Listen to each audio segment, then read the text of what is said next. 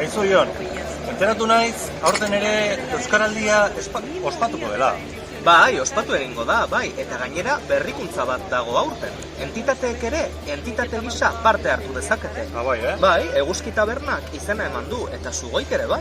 Bai, Jo, nik fruta dena bat daukat.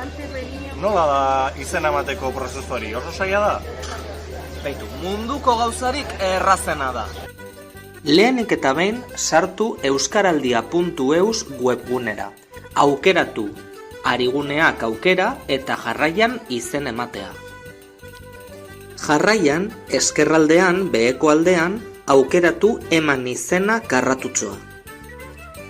Eta bukatzeko, bete itzazu sistemak asterizkoz markatuko dizkizun aukerak.